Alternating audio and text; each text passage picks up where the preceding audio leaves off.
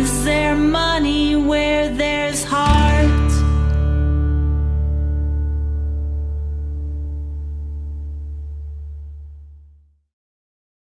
I sure hope so. I sure hope there's money where there's heart.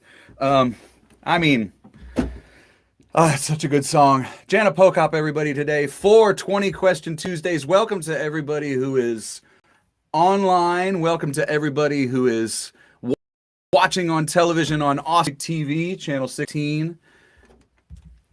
We are 20 Question Tuesdays. We, the royal we. Jeff Plankenhorn. This week we have Jana Pochop. A couple of housekeeping things before we get started. For those who don't know, basically this started one Tuesday during the pandemic. I just flipped on my camera and I started taking questions.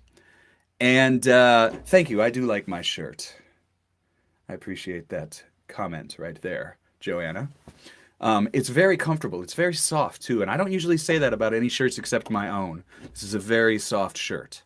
Very soft. I could live in it. Keep it in mind.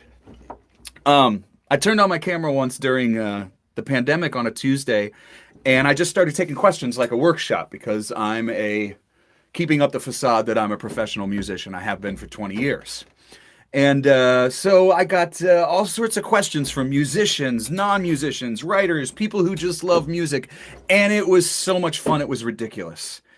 It was so cool, and it just made me so happy. So I started doing it every week. Soon after that, Sheila Steele from Austin Music TV said, "Would you like to put it on our cable channel?" That sounded very cool to me. So I got this fancy app, and I'm able to stream to multiple places at once, as well as the television station.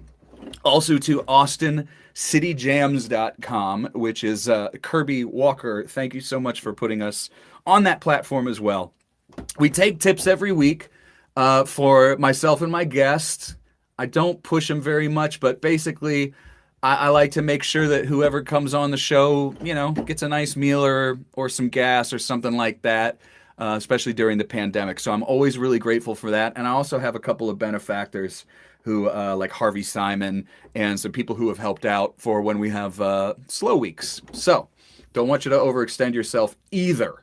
Thank you for that. And a little bit of housekeeping. Also, tonight I will have my regular show From Here to There in Texas Central Time. That's at 8 p.m. And I'll be singing my songs and playing music for you. My new Patreon songs just came out. There are a couple of soulful, crazy rock tunes I did with the ever-impressive Mr. Dave Scher. So you can do that. And the new song Murder Crows. Thank you guys so very much for all playing it. I may put some more playlist information for that. Actually, I put the playlist that Jana's on in the comments for all of the streaming places. We can talk about that in a minute. Lastly, there'll be a Resentment show this weekend on Sunday, and I think I'm doing a happy hour concert, which are so awesome. And through Black Fret and through so many people, so many musicians have gotten a little bit of extra pay by doing these happy hour concerts online. It's really, really cool. The app I speak of is Restream. There are a number of apps, and Jessica, if you would like to message me, I'd be happy to tell you all about it. Thank you. More comments on my shirt. I will get lots of comments, I think. And I mean, you got to represent whoever it is that you love, and not just when they're on a show. All the time. All the time. It's like the coolest thing that we can do things like this. I like it, and it's super, super comfortable. Ada, welcome. Sorry to single you out. Every time I see somebody there that I love and that I miss, I scream, "Ah!" Ada, how are you and Eric and the kids? I'm super glad to see you there. Okay, so here we go. I'm going to go ahead and introduce her right now, everybody. Jana! What's happening? Hi, guys. She's here, and I can hear. Almost every single week something goes wrong, so I'm going to do my quick apologies first. First of all, because of this, I almost always interrupt my guests. I'm going to blame it on the platform. It's probably just because I talk too much. But that's one thing. And then the other thing is, who knows? One time Ruthie Foster was on here and it froze on my end here on Vancouver Island. And I had to restart my computer and start everything over. I came back on and Ruthie was just singing a cappella. And I was like, yeah, I bet they're happy that I've went away. It's probably a good thing. You, I know, are doing well because I talk to you often. Hmm. I We know hang you're kicking out butt. over We the do. wires a lot. Well, and when I said that you were one of my most trusted confidants, and somebody that I really look to for advice on a lot of different things, musically and otherwise, I meant it. And not just because you're younger and smarter, but because you're younger and smarter and talented and all that stuff. So, I knew it would be a really, really fun one to have some questions on. And I got some questions really early. How do you feel about just jumping right in? Oh, I'm down. And thank you. Likewise, you're the jam. So it's a delight to be on the interview side of this because I love watching these. They are really, really fun. Unless the questions are hard, and then never mind. They're never hard. The only time they're hard, one of the things that I love the most about this show is that it's the audience questions and not mine. And they ask things that I never ever would, and it's so fun. I Yeah. remember one time Kate Howard, I think, asked me and Bill Kirchin, I think it was Kate, she said, "What's your favorite song to listen to when you're sad?" And I just like on screen I went, like, I don't know, and neither It's did good with Bill. those zingers. Yeah. Yeah, well, and also just really made me think. And now Kate is, of course, a musician, but I get really great questions from everybody. I want to start with one that's kind of fun and kind of like really specific. Hunt came on, and Hunt asked. He said, "Ask about the timelessness of her song Maps in relation to the current pandemic." Now, a lot of times I get songwriters on here, like yourself. Feel free to say no. I want to let the mystery be. Mm, There's nothing wrong with that. A lot of times I like to write stuff, and I don't want to tell everybody what it's totally about because I don't want them to just think of this stuff. But if we ask about a songwriting song and you do want to talk about it, a songwriting song, yeah. I only write the songwriting kind of songs. So Hunt. tell me a little bit about Maps if you want. Yeah, I love that question, Hunt. I've thought about you because Hunt loves that song, and we've been working on that one in the studio this month, and that's been really exciting. So then I'm like, is Hunt gonna like this? But I think he will. Uh, I don't. You know what? I had not thought about it. I wrote that. I call it my existential crisis song, and I ended up with. I sometimes Plank, you've probably had this happen where the song you write the song and it becomes bigger than anything you could have said. It's turned into kind of like my "Why Are We Here" song, and it doesn't answer anything, but it just addresses, like, sometimes you feel a little pointless floating around by yourself out there, and like I think I was trying to write my way back into like a point and a purpose. And I think that's something we've all dealt with this year. Like, what everything has been stopped and halted and taken away, and what is left. So I guess maybe it does fit in to the pandemic theme, but I don't have any answers. Well, you know what? The answer is ambiguity, and is kind of what you're saying, and that kind of amorphous, spinning around thing that we all do is what Totally. the song is about. And it sounds like that is one of those songs that you can kind of answer and say, yeah, it's like Yeah. what was it? Seinfeld. It's a show about nothing. You know, Mhm. you know, And Matt, everything. Yeah. and about everything. It's about ambiguity. Thanks, Mark, for catching my Iris Dement quote there. Yes, let the mystery be. That's exactly right. Who is it that does that? Rich Brotherton does an amazing version of "Let the Mystery Be," the Iris Dement song. Oh It's shoot! beautiful. And if anybody doesn't know that song, then maybe Danielle will put it in the comments so we can all learn that song. And Hi, same with Danielle. Matt. Danielle is the best. Hey, Carrie Hudson, Saint Marie. How's Hazel? Oh, here's a really, really fun one, and I haven't written this down, so I'm just going to do it really quick. Okay. You know that we're going to get some big MCC questions, right? Good. Okay, good. JPO is stuck. Carolyn Schumann says, JPO is stuck on a desert island with the ability to listen to only one artist. Don't ask why, just go with it. Does she choose Mary Chapin Carpenter or Taylor Swift? Ugh. Such a good question, Carolyn. Well, that's like a Sophie's choice I know. for you. It is. I love them both. I'm gonna You have love to them equally. go. It's like, which child do you let go? That's just awful. I hope I don't get stuck on a desert island because I have no survival skills, number Mm. one. But it'd have to be MCC. We go so far back, meaning I've been listening to her since I was 11. Yeah. Yeah, too good. So much richness there. And she's done more this pandemic than, I mean, she put out a live record, or she's putting one out, and she put out a record in August, and like she keeps making stuff. So that's good too. I mean, T Swift did her own thing, but yeah, T all the way. Joanna guessed Mary Chapin and got it. Good job. Carolyn says, I knew it. And well, for those who are new to you, they may not know that. Well, somebody who's been involved in the quote unquote Americana world, which we lovingly or disparagingly use that title, especially when I'm in Canada. It's like, what do I say? I play Americana. Well, sure, it's America, I guess, but they don't want to use that term. Yeah, And I don't want to use it when I'm here, But Dan, thanks for putting that up. Right on. I love it when people just put stuff right in the comments.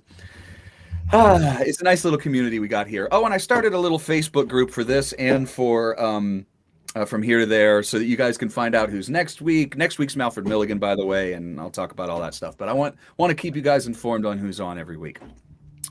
With respect to, you have a love of pop music that a lot of people in the Americana world either don't profess to or don't have. And I think people forget a lot. It's like, well, the Beatles were pop. Jimi Hendrix was kind of pop.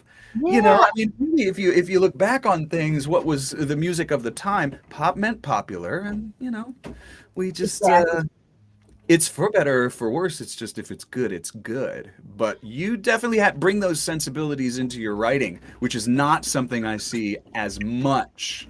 Whether it's with. Do you kind of feel that? Do you feel like that's part of something that comes in? That's actually my question, but that's okay. Oh, good question. Yeah, I think I've gone through the cycle. I felt the pop creeping in, and I was embarrassed because there is some snobbery toward it in the songwriter community. Right. And then after a while, I was just like, I just love it so much. Just let it happen. Let it wash over you. And I said, and the Taylor Swift that's where she came in, because I didn't listen to her country stuff. I was really not interested in a teenage country singer at all. Yeah.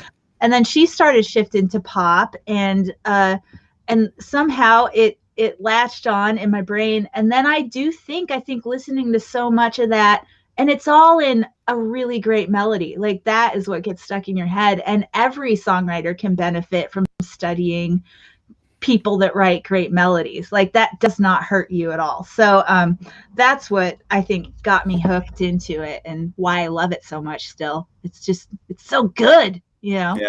I think it's pop, and there's bad Americana, so Damn right. I guess I could say damn right. We're on cable. So I put these things right here, and I'll mention right there, right below the JanaPochop.com is the Patreon.com Jana Pochop, and you follow my Patreon and I follow your Patreon. And one of the things that I love about that platform is that we can put out anything. Yeah. We get to put out a rock tune, and then a pop tune, and then a acoustic tune, and we're just like, it frees us up to not worry about what bin it's going to be in. And that's something else that I notice about your Patreon that I love, is that it might be, I'm working on a new song, I want you guys to hear it, and I kind of do the same thing. Have you felt pretty? You call it what? Collaboratory. Yeah. Dig it. John Ebden asks, Jana, how about Aaron Ivy's new release? Love you guys. Thanks, John. And we were I just got her email from Jana so I could try and get her on the show. But what do you think about her new record? Oh, Aaron is just a master of everything she does. And one of the things, this well, Plank, but my ways of paying my rent, I do social media consulting and such, and brainstorming, and I had a meeting with Aaron this summer, and Aaron was like, I'm putting out a record, help me come up with ideas for it. And we met for an hour, and then she just ran and like produced this beautiful, well, she had the beautiful record, but the release is great. And she has coffee mugs with her. I don't know. She just nailed every single thing about it. But the music is so good. She's so Coffee great. mugs. You got that idea for me. Man, see the plank No. mug. I use mine on the regular. Today it's Vice President Harris, but then I think we could do a little Kamala for you and Kamala be happy. and a Be plank very, mug. very happy to have that on. Here's some more questions before I keep going back to me. And everybody, please talk about Aaron Ivey and that release. Adrian, my buddy Adrian, just listened to Aaron's album. It's so good. She's my neighbor. That's a cool thing about Austin. Okay. My friend Susan from over at KPFT in Houston. Oh, One yeah. of my God, I love that station so much. You're a social media maven. During the pandemic, many musicians are relying on social media as the only way to reach out to their fans. If you could offer one tip for having a better online presence, what would it be? That's a great question. And I love KPFT. I've hung out there with Susan Gibson quite a bit. So much. They're righteous on so many fronts, from They are like the human epitome of, rights to civil rights to music. yeah, so good. Everything they do. It's hard because it's like we lost a lot of our things we usually talk about. So we've all had to, you've done a great job, Plank, with just like creating new things like this. Reinventing myself. Exactly. But I think the answer is I did a social media workshop for Terry Hendrix's OYOU a couple weeks ago. And just what I screamed at to them, and I was like, this stuff is bad for you if you don't pay attention to like how it's affecting your mental health. So number one, don't feel like you need to do anything. If it makes you like, if it's a drag and it sucks you in and you're doom scrolling and all that, just like distance if you need to, but then come back around to you and be like, what can I do that's authentic to me? I talk about Taylor Swift and people think it's funny, but then they think about me when they see Taylor Swift, which is an accidental, brilliant marketing thing on my part. So, but I love talking about advice. I gotta say that's great advice. The first thing that you said, I'm sorry if I'm interrupting. I told you I would interrupt at least once, probably 5 times. What I love about that advice is the first thing you say is don't do it if it's gonna suck your soul, because it's gonna suck your soul if you're not careful. Yeah. Right? I mean, we've all seen The Social Dilemma and freaked out, and if you haven't, watch The Social Dilemma and freak out about surveillance capitalism and all those kind of things and how they try and get us addicted to our phones. Well, for us, this is how we're connecting with people. Right. But I also really, really love the idea, what is it? Coming up with something fun like your connection with T Swift equals J Po. Yes, Noel Hampton. See, it works. And it wasn't cognizant. And if it ever feels forced, or if I move on, gasp from Taylor one day, I'll stop doing it. Like, I won't. Taylor's too cool. But yeah, like it's always promoting yourself is hard. So then it's like, how can you talk around it or make it that 80-20 rule where I post 80% just the birds outside my window and my walk and my favorite new pop song, and then 20% then I have a thing, their thing, it's, oh my God, I wish I did that. What do you do? Okay, so here's a quick question, and this is for me as an honest question. If I have too many things going on and I really, really, really, really want to post them, it's kind of for me to do 80-20. Right. If I got 2 release, another show this weekend, I've got a Patreon thing coming out, there's a single, I'm promoting a playlist, maybe I'm doing too much. But for me to put in like a picture of me on a walk. Right. I'm lucky if I have time to do that a couple of times a week. And it's funny because those get the most likes. If I want the most likes and I want to cultivate, it's going to be my dogs or my wife. Because they're like, oh, look, he's actually not a miserable musician. He's happy. It's so strange. It's home life. Absolutely. Yeah, it's true though, because you have a lot of steady things going on all the time, so it is hard. So just maybe flip it and just make sure you give us that like inner plank life like once a week or something, just so we know, check in. I like Plank's okay. hashtag inner plank life. Oh, we should all go there. Well, I don't know. It might be a terrifying place for some. Okay, back to questions. Here's some really great questions. This is kind of a quick one. I'm going to go ahead with my buddy Larry King, who's a fan of the show and here a lot. And I think pretty sure Larry follows both of us on Patreon as well. He's got a couple of quick questions. First, red or green? Right now it's red. Okay. See, there you go. I think he's talking about chili, which as a New Mexican, I think so too. He's talking about chilies. Yeah. And still red? Still red. I think so too. The pros get Christmas. If like when I go home, I don't get to be in New Mexico much anymore, so I just get it on all avenues. So I'll order Christmas. But red is a delicious, like it's earthy and dark and good. And it's for some reason it has less chance of being slimy. I don't know why. Is that right? Yeah. Okay. So my first trips driving back and forth to Canada with my wife, we would often take different things, and we'd go to like Mesilla, right on the corner of down kind of near El Paso and stuff, and taking Dunning to La Posta and stuff, and explaining, okay, there's going to be a difference. This is not going to be Tex-Mex. Right. This is going to be different, and it's going to be equally good, but it's going to be different. Totally different. And then she's like, why don't you like Cali-Mex? And I'm like, because it's healthy. We don't eat this kind of food to be healthy. This is not what this is for. This is comfort food. Anyway, but it was a real joy. I remember the first time, too, that I told my wife from Canada, she said, what's queso? And then I told her, and then she goes, it's cheese. Yes. And I was like, in New Mexican food, we have cheese, but we don't really do queso. I mean, now you can get anything anywhere, but that's not an ingredient in New Mexico. It's fascinating. You're fond of the sopapilla, though. You're fond of the sopapilla. Oh, absolutely. And not when the grandma comes out and hands it to you at the end of the meal, and she gives you a little bit of honey with it. You're like, okay, they like it. Yeah. So, I mean, I'll eat whatever, but we don't put powdered sugar and stuff it with ice cream in New Mexico for the most part. I mean, it's just a thing with honey. Just magic. I'm kind of in love with it. So that was a great question and not a short one. Who's taller, J-Po or MCC? That's it. It's never been asked that before. I love that, right? That's what the show is all about. Questions you have not been asked. Think I'm a little taller. I'm positive I'm a little taller. Yeah. Is that right? Not much, because I'm still like 5'4", but okay. So you think you may be just a smidge taller than Mary Chapin Carpenter. Okay. Yeah. Larry King also asks, did you inherit your musical gift from someone? That's a tough question because we don't usually sit and think about ourselves and go, I have a musical gift. Right. Yeah. First of all, that's a nice question. Thanks. First of all, thanks. Yeah.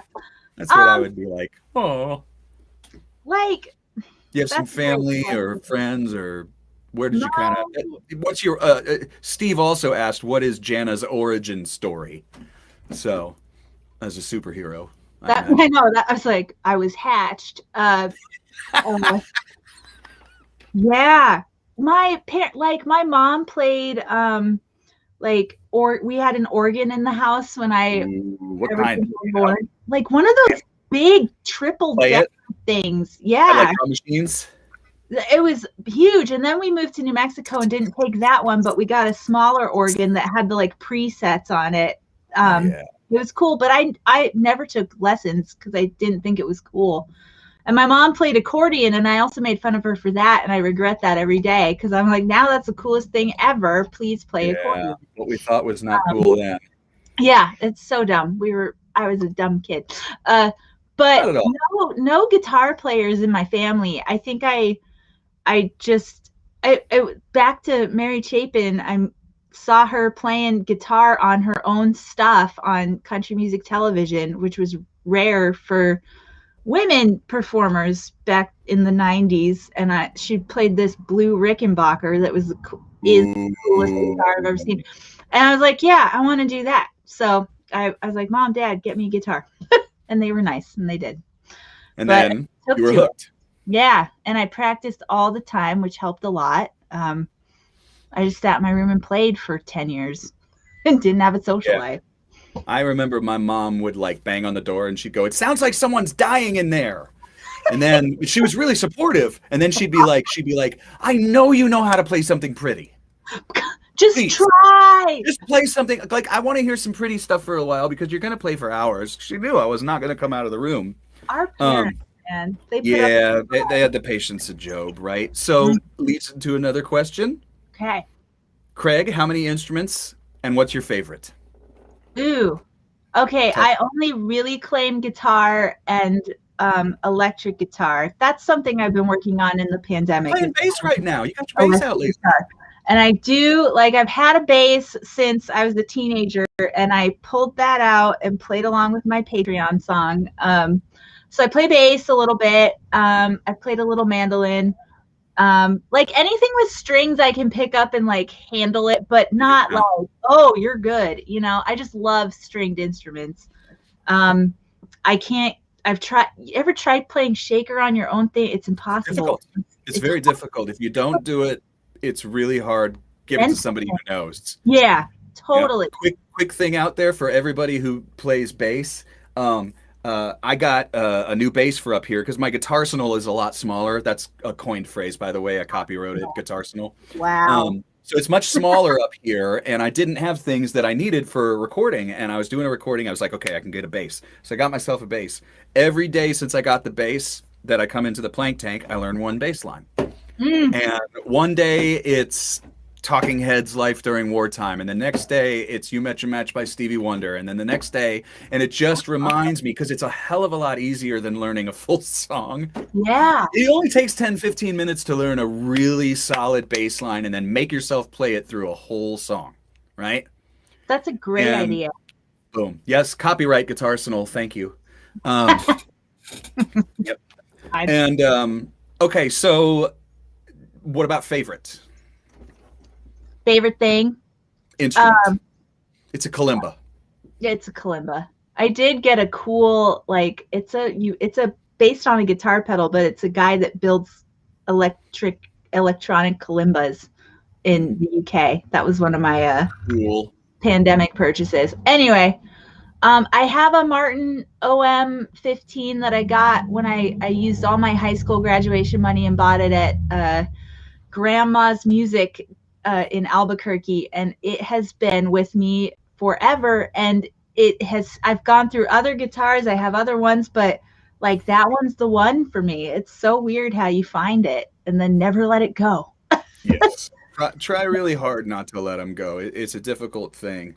Um, Sometimes you think, but I really, really need this sound, or I really need this. It's just like I would Right. rather starve than get rid of a guitar. And there are times in my life where I borderline did, or I'd live on like 10-cent chicken wings for a couple weeks. Sure. That Yeah. was college, though. That was college. Um, so I love that question, and it's a tough one to answer, especially when you got a bunch of axes. Yeah. You know, and you want to love them equally. You want to play them all the time. If it sits in the corner, it's not going to love you. You know. Exactly. So.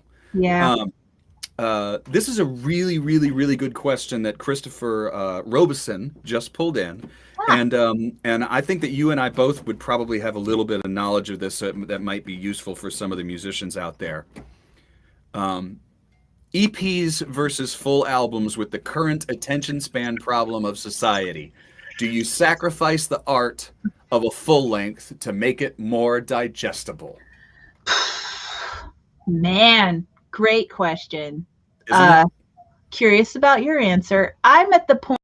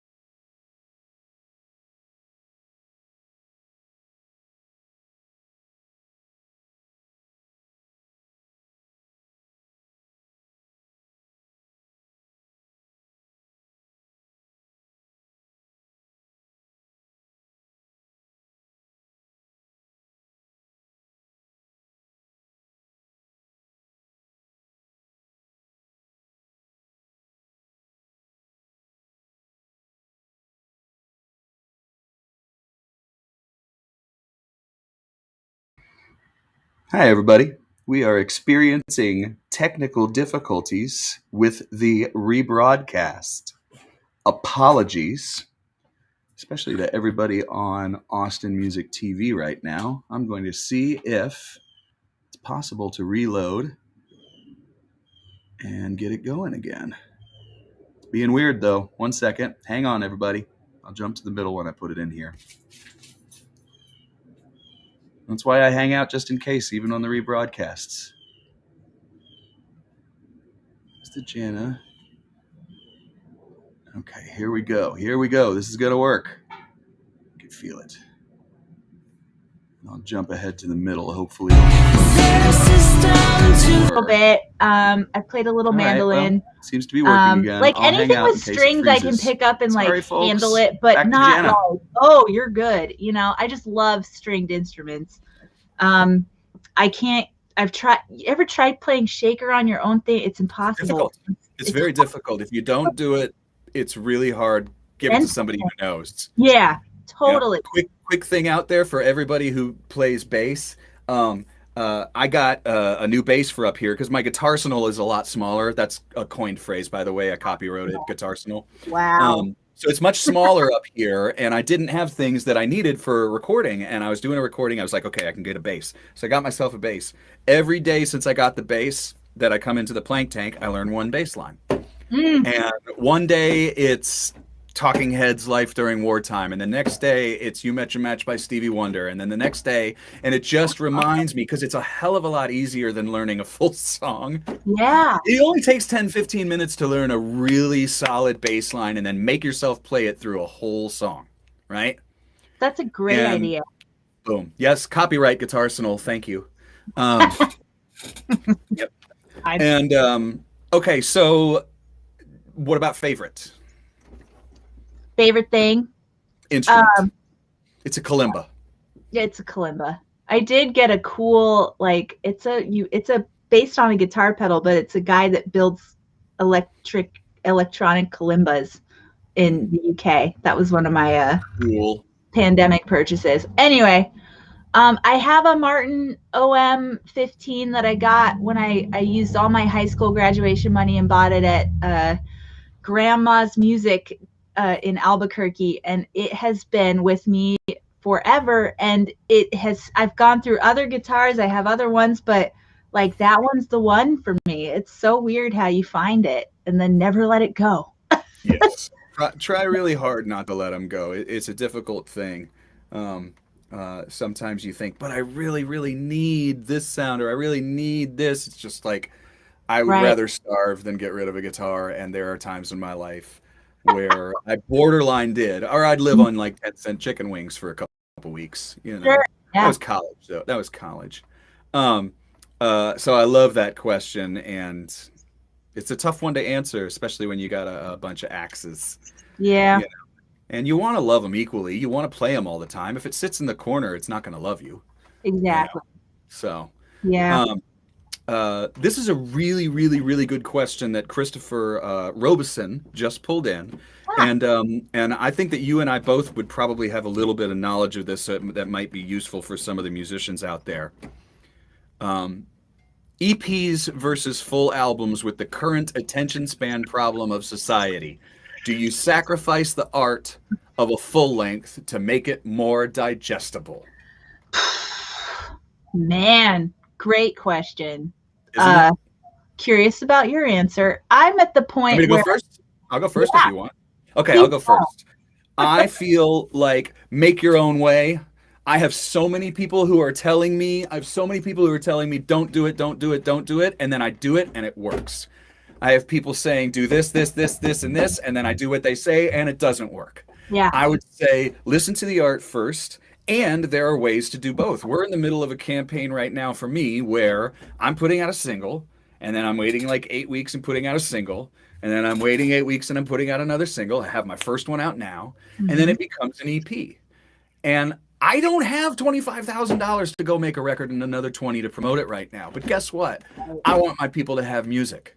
So one EP that I'm doing is coffee shop music. One EP I'm doing is jug band music. One EP I'm doing is straight up Sacred Steel, but rock.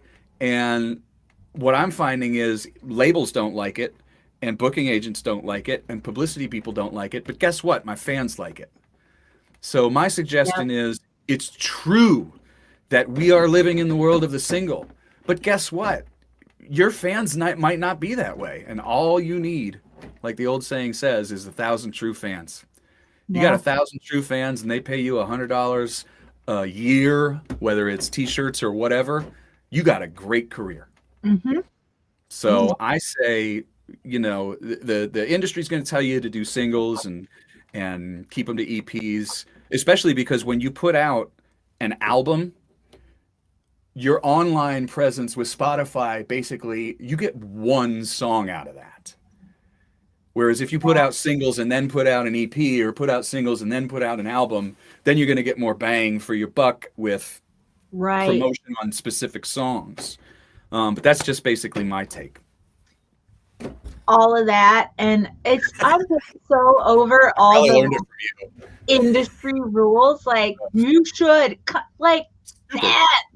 They already, like, crush the spirit of the artist so much anyway. It's just like, whatever you feel called to do it, because you can figure out a way to put it out. Like, and Yeah. I'm working on it's 8 songs, which lies between EP and full length, but it's 8 songs that I think go well together. And if I've thought about it, I'm like, I can't shove a 9th on here. That's going to mess it up.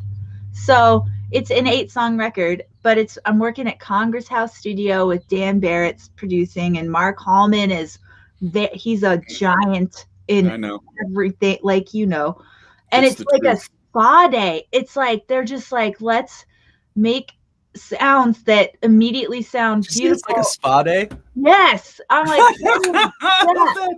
The It's studio's like like a spa day. privilege to work at a studio and have a producer versus, like, I made a single this summer just figuring out how to use Logic, which was fun in its own way, Yeah, but way that was more awesome. making. But I'm proud of both, and I will keep doing it both ways as long as, can't afford a studio record every year, but when those things come along, do it, and then do singles, and then, like, compile your singles into an EP like you're doing. Like, Yep. do all of it, I say, because it's art and music, and then, like, the marketing is just this other world that we all have to deal with. But Yeah. don't let the marketing direct your art. That's Like- what I'm saying too. Be conscious of it. If you want to figure out a way to try and like I'm trying to, like, kind of work the system a little bit where I can do what everybody's asking me to do, but I can also make the art that I want to make. Yeah. And I'm finding that my fans are way more interested in that. Mhm. Way more interested, and it doesn't mean don't be aware of it. It doesn't mean don't try to, Exactly. it's like I was joking with some people that, we're doing this thing where we're kind of sharing some friends' music on Spotify, and I have a playlist and all that stuff, and we're joking about it. It's like, yeah, I want to GameStop them. I mean, that's what I want to do. I want to, I just want Totally. to, share my music next to Jana's, next to David Grissom's, next to my buddy Enzo in California, next to this person, and then the people who listen to it, they Yeah. don't know, they just go, this is good. That's all. And peer-to-peer is a really beautiful thing right now too. So Christopher, that's a great question. And Thanks, Chris. and one we could talk about for a long time. I know. We have a friend on here, a friend who often likes to when she posts on one of my posts, she puts congratulations. I don't know why. It just became a thing where almost everything she puts congratulations. I'd be like, okay, well, I've got a thing. And she says congratulations. And that's Peace House Farms, Penny Joe. Yay, Penny Joe. Penny Joe asks, house concerts or clubs? Ooh, house concerts. I Right. love house concerts. Yeah.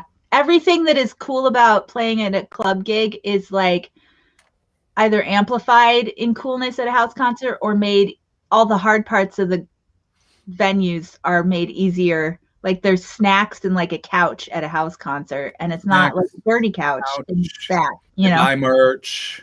Yeah, it's beautiful. Generally not talking. Exactly. Like, Now- and what might have to be, like, I don't know when we're going to come out of this in another, 6, 8, 12 months, but, like, which venues will not be here.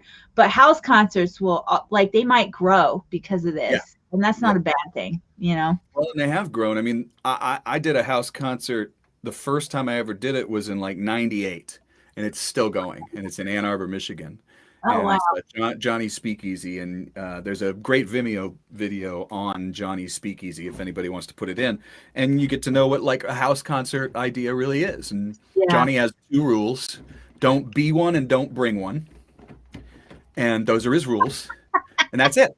It's awesome. And 40 people can go, and his house was a speakeasy during Prohibition. You walk up, it looks like any normal house. You go downstairs, there's a little tiny club Wow. in the basement. And he's been doing it since before people were doing it, and he's still doing it. And I still do it whenever I come through Ann Arbor. So there's a lot of beauty. I will say, on the flip, the beautiful, thing about playing a club.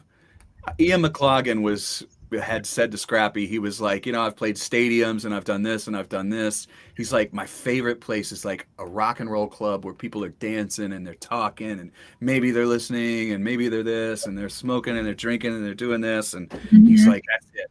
And I do have a lot of love for that. Most of the artists that we came up with, that have been in our little circle, we're really good at doing both. Like, I love Joe Ely in a club because his commanding presence is like, he's just like Springsteen, but at the same time, if I go to, like a really, really small venue with him or even a house concert or private party, he's so engaging with the storytelling. Yeah, that's true. I mean, totally different thing. I will not knock a club because I miss everything right now, and I just want someone to pour me a drink in a glass I don't own, and hand it to me, and I will pay them money for it. Like I miss that. Yeah, I miss it too. And then it's we'll get back to it. Okay, we've got some funny questions and real questions kind of mixed into. Oh, I forgot one from Larry that's a good one. Hey, let me do this real quick, too, because it's about mid-show. We're almost a little past mid. Austin Music TV, again, thank you, Sheila Steele, for putting us on. And I'll be back tonight on Austin Music TV and all the things with my From Here to There. Austin City Jams as well, austincityjams.com. Thank you, Kirby Walker. And everybody who's here, you can always go back and watch these. And thanks for the tips for me and Jana. Larry King's last question there that we missed was, do you write every day or do you have a writing routine? Or are you like me that changes all the time and I wish I did? Yeah, totally. I journal every day, but that's not songwriting. But it's something. It's something. It's getting thoughts out, even if it's just like, why did the trash truck wake me up at 6 a.m. today? I don't know. But any sort of writing is good. And then, I've made it finally so that I've always wanted this and never had it until 2020, but I have I have the recording thing set up and I understand how to use it so that if I have a thought, I can sit down and get an idea out, which is nice. But I would say I'll work on a song like 3 days a week, like not, it's always swirling around and I'll write little things, but actively doing it. It's not every day, but I think everybody's got their own bag, Yeah. I've had for years people have tried to get me in the songwriting game. I talk about it on here a lot, and it's too much for me. I cannot force myself to write a song a week from a prompt. But I can really feel comfortable about putting one song out a month on Patreon. And I end up writing more songs. I end up writing more than 4 if I'm not freaked out about it. I guess I'm just insecure about sharing them with the group. There's something about making it feel like a homework assignment that really kills the vibe, I think. Yeah. Some people are so great for. Yeah. I've gotten songs out of them that I have recorded and love out of those weekly prompts. And then I have had to stop because I just couldn't do it anymore, So I think just being aware of what works. I usually last 4 weeks and then I just fall. Yeah. That's good though. I just fall off. Kate Howard. Here's our good stuff with Kate. Kate's got a funny before is serious, so we'll see if it's funny. What is the relation? No pressure, Kate. What is the relationship between ruminant quadrupeds of the genus Ovis aries and mad percussion skills. She says you'll get it. You don't get it. No, This happens. will.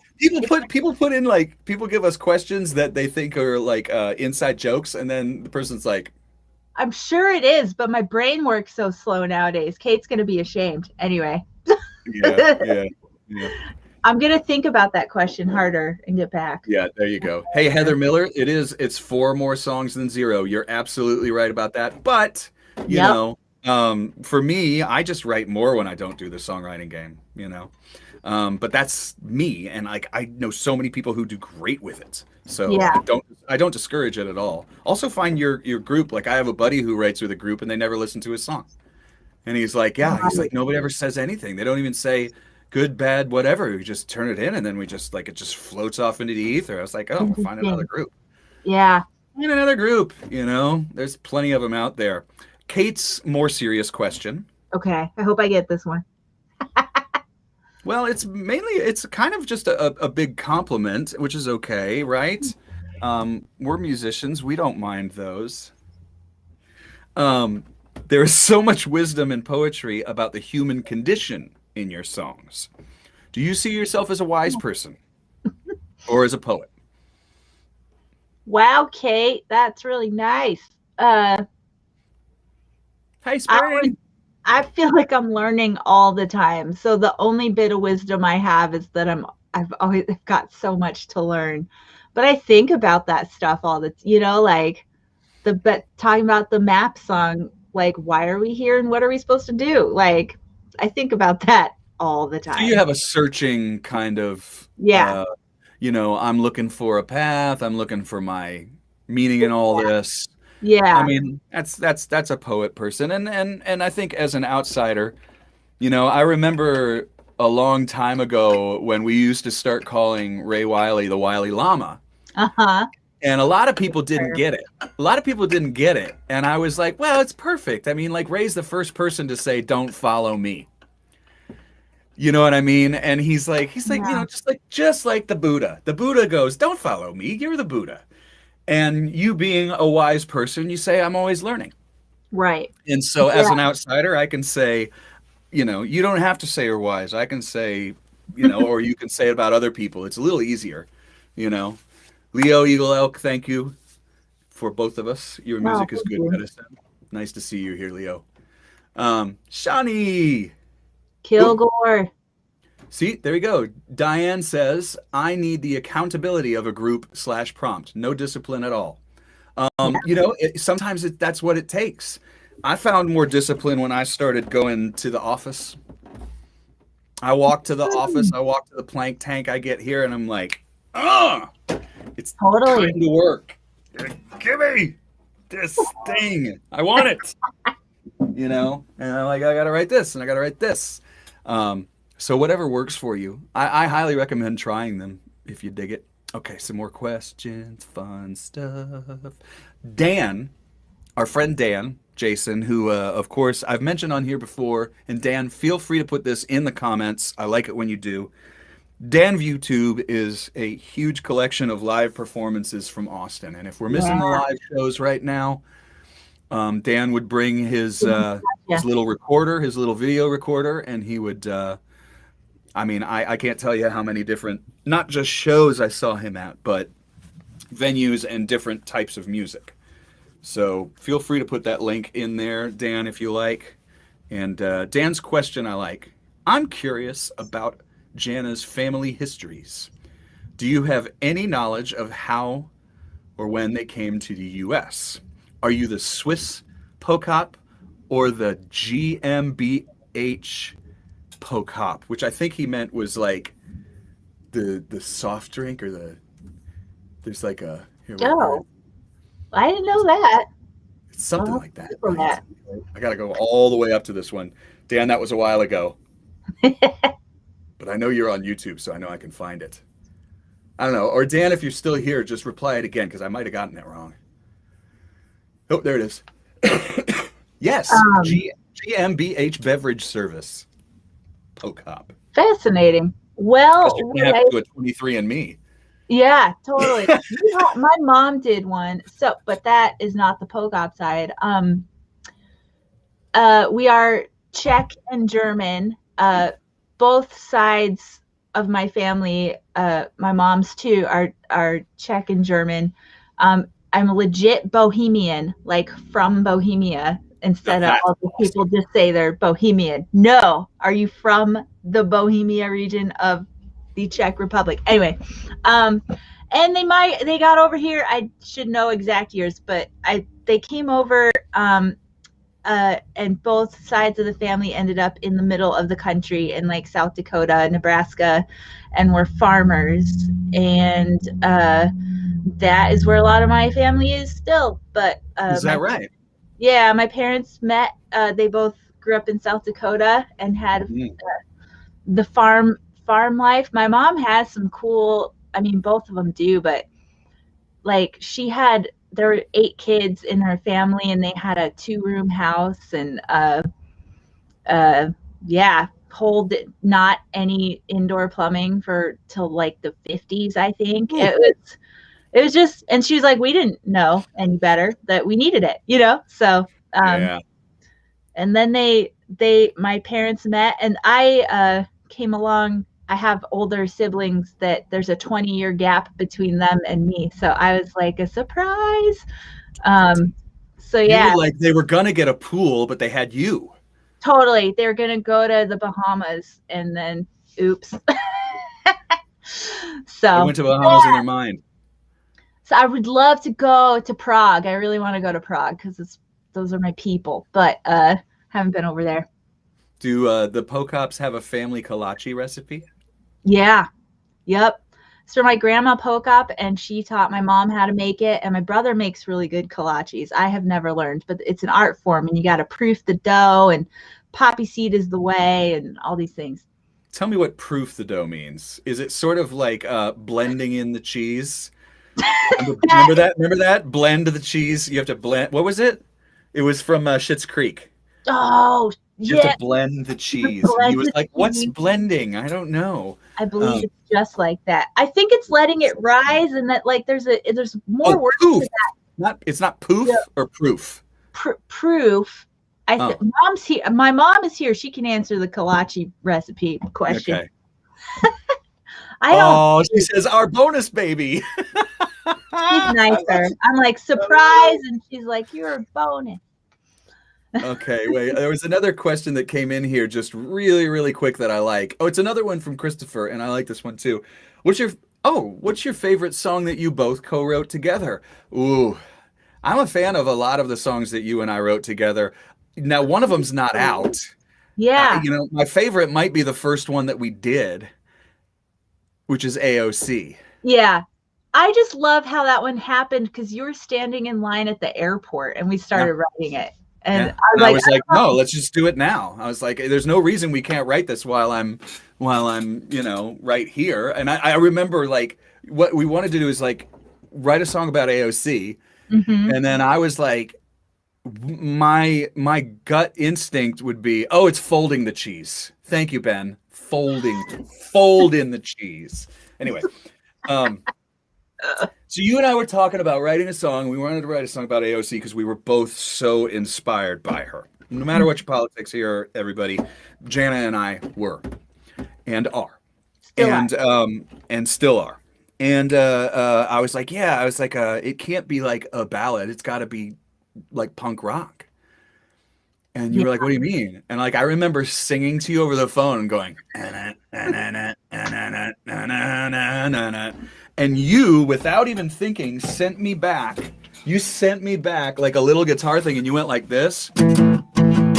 Yeah.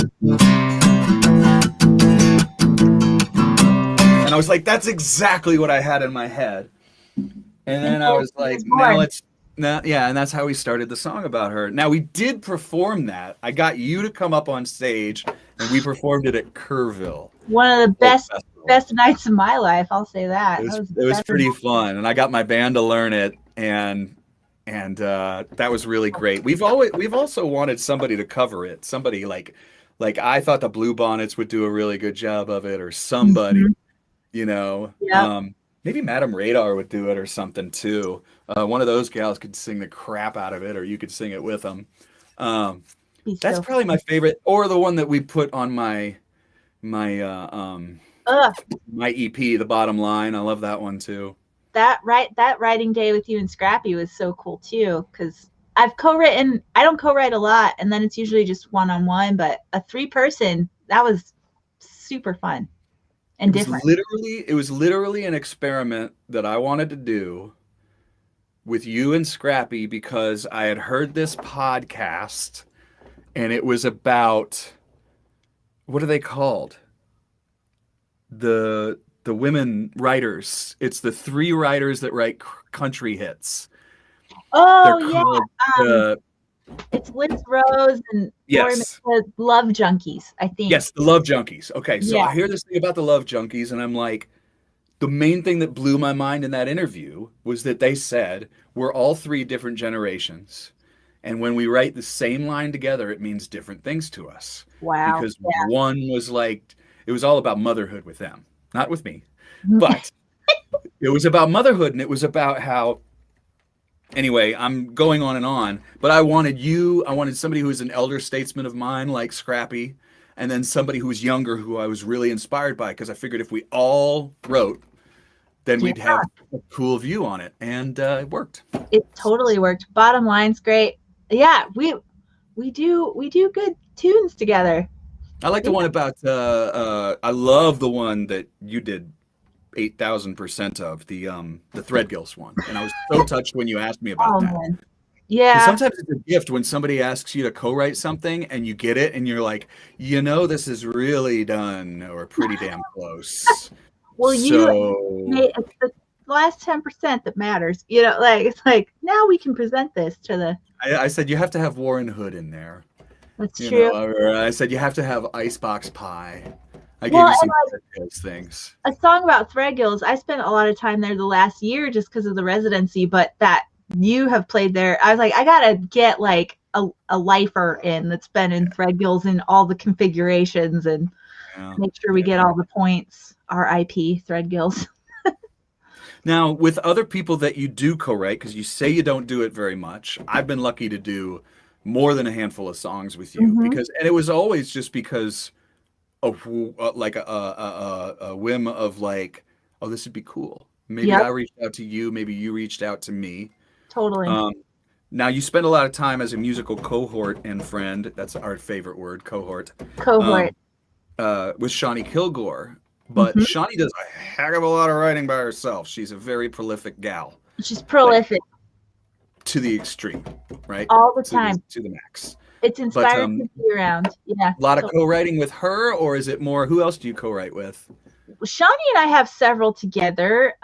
We just listened to, like, one of those is going on my record, and we've kind of turned it into she sings, like, I sing my verse, she sings hers, so I guess you'd call that a duet. Oh, yes, you would. I love that. That's the information I'm leaking. I'm trying to keep it all under wraps, but and we have others that, like, she'll like send me a voice memo and be like, I'm working on this, and if I'm sitting there and can send something right back, it usually happens really fast. The hard part that I'm recording, it was the first one where I had a piece and I was like, I don't know where to go. I sent it to her. She came back with this awesome next verse. And then we needed a third verse. So we actually, for God's sake, met in the same room and actually pulled it out of our brains together, which is weird nowadays. Like usually it's just voice memos back and forth until you're good. But that one was really cool because it was each of us separately. And then the third verse was like in the same room. It was neat. I do a lot of it on Zoom too. Have you had a chance to do much Zooming? No. Co-writing? It's surprisingly great because we'll try it. It's surprisingly great because like you put up a Google Doc or something. All right, friends and neighbors, that was the repeat. If you would like to see the episode, it's in its entirety. You can go back to /2/21 here on Facebook. And don't forget to click that link that has Jana's new single. Matador. Please, please, please check that out. Go support our friend Jana. And next week I'll be back with Violet Lee. And that's it. You can check it out on YouTube, Twitch, Twitter, and all the regular things. Austin Music TV, thanks so much. Austin City Jams, thank you so much. Have a good day, everybody. And we'll reschedule with Eric Tesmer soon. Thank you all.